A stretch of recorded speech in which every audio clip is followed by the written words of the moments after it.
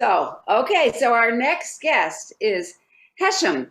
Hesham, Eissa. Hesham, did Yes, I pronounce you correctly? Hopefully. yes, Okay. So you graduated from Ain Shams University in 1985 and his master's degree from Cairo University in economics, and also has two post-diploma political and economic systems, African research and studies from the Institution of Cairo. And there's so much here that you are obviously very well educated, and we are thank delighted. you, I thank can't you, read all of these wonderful things, but you are the head of the Central Department of Climate Change and the Egyptian Environmental Affairs Agency. This is very important. And head of international cooperation in the Ministry of Environment and the Egyptian focal point of United Nations Convention Framework of Climate Change. So we have a real expert here, which is awesome. And you have represented Africa in the host country committee for CDM in the World Bank. I don't know what CDM is, but I do know what the World Bank is. And you're a member in the Egyptian Steering Committee of the Green Climate Fund and Global Environmental Facility. And you're also the author of the book, The Future of History. Please welcome, with the talk that he's going to give with us, the impact of climate change agreements in human rights. So welcome, welcome, welcome. Thank you for being here. thank you very much for this introduction. And before I will present my presentation, I want to clarify about what is the CDM. CDM is abbreviation of Clean Development Mechanism, which is related to the climate change project targeting to reducing the greenhouse gas emission. So its name is greenhouse. My presentation today, if you allow me to share my screen, is the human right according to the Climate Change Convention and the human rights. First, all of us see my presentation? Yes, we can. Okay, all of us talking about the climate change phenomena and what is the impact of the climate change, of course. But this is, in my point of view, all of the scientific people in all over the world accepted or agree what about climate change affected on the life on the earth. But in my point of view, when this agreement convert from the scientific room into the political room, there is some, we can say, some conflict of interest between all participants in the conventions of climate change.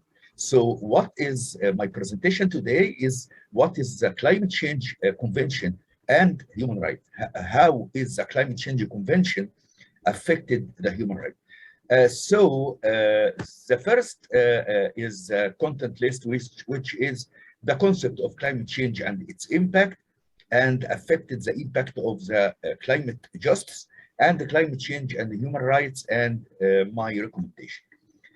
First of all, what is the climate change? Climate change is increasing the carbon dioxide emission, and we saw on the right of this slide what is the climate change phenomena. It's greenhouse gases make some barriers for the sun issue, so it's make and heat waves and affected the weather system over the period of time starting from the Industrial Revolution in the 18th century.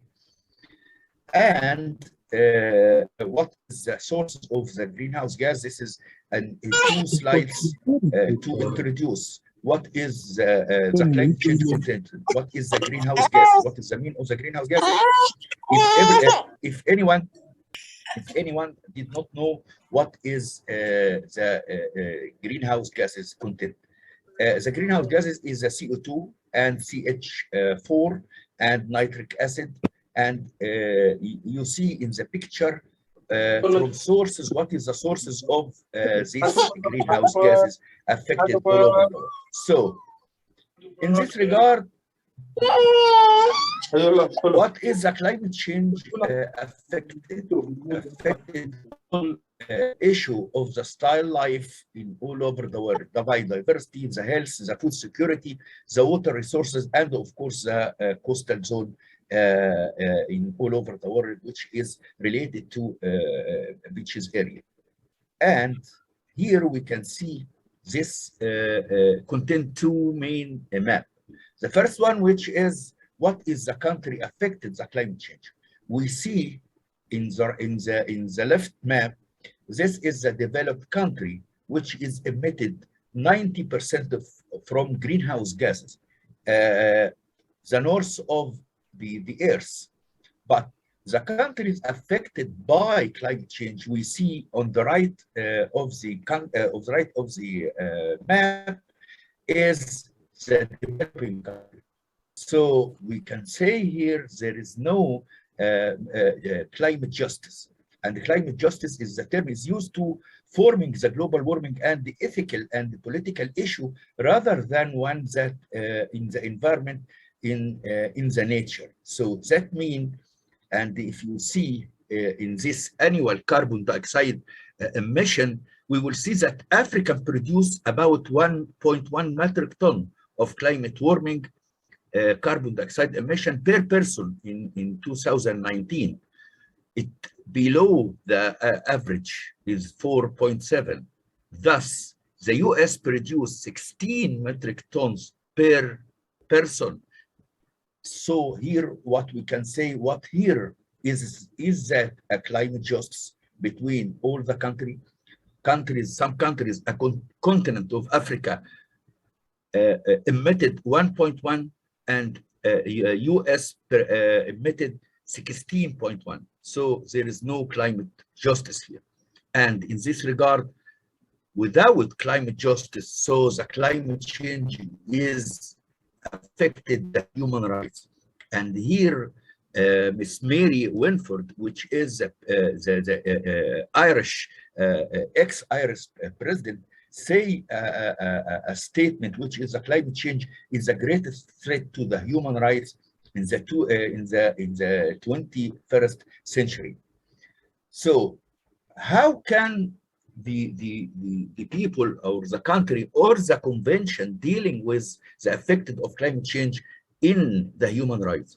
We see that a lot of declaration which issued by the Human Rights Council and also issued by some sort of Paris Agreement and UNFCCC, United Nations Convention of Climate Change, starting from March 2008. I will not lose the time to read the summary of the declaration, but I will, of course, send this presentation to everyone or to Louis if someone needs this presentation. But what I am mean here that in spite of some of the declaration related to the effect of the climate change on the human rights issuance by the Human Rights Council and also by the United Nations Convention of Climate Change, as we see starting from 2008 and 2009,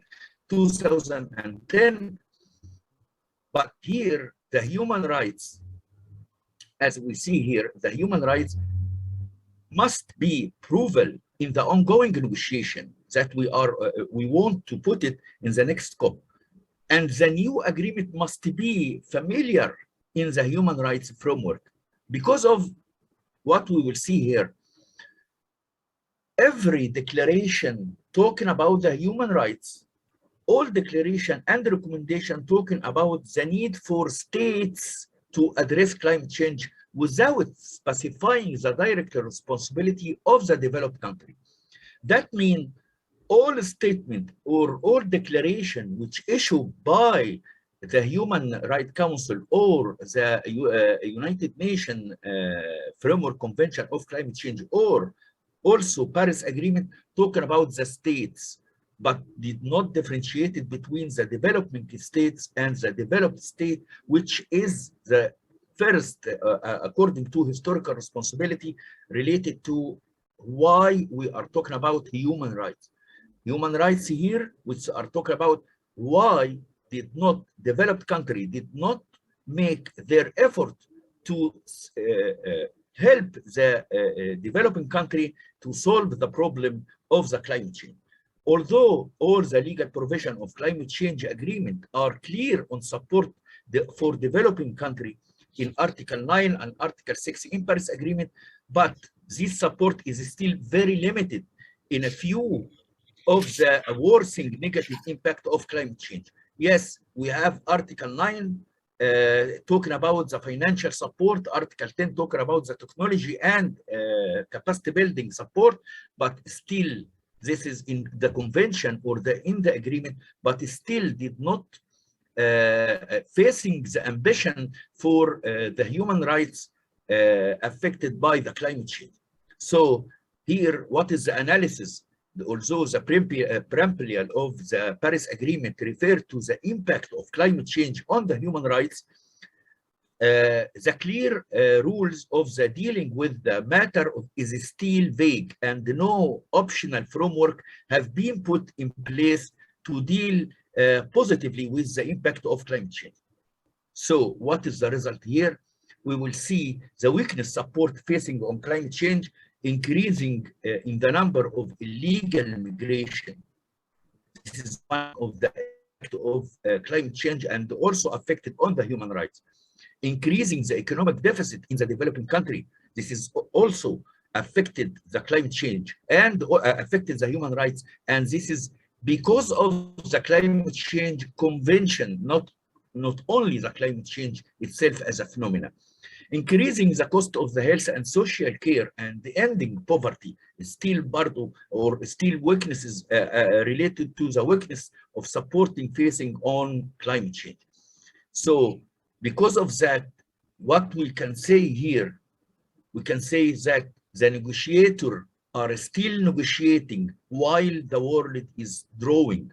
So this is the result. Until now, there is no concrete impact on the negotiation, starting from Paris Agreement until Glasgow. There is no concrete result talking about how we can solve the problem of the developing country in climate change.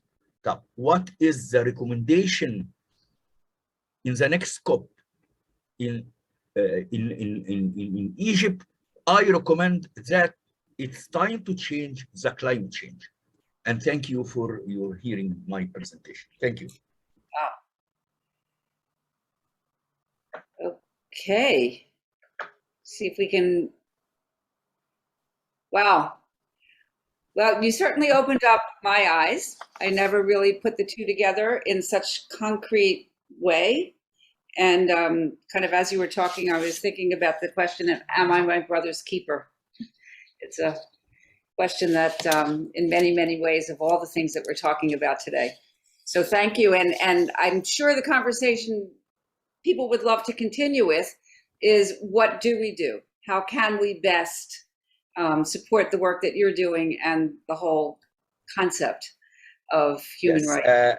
And excuse me, if you allow me, I left my my email in the chat room. If anyone want to contact me in this regard, on climate change, I would be pleasure in that. Yes, because this little 10-minute, we have little 10-minute snips of getting just a taste of all the amazing things that you people are doing. And again, how we can help and support and improve the world, not just the country, but the world.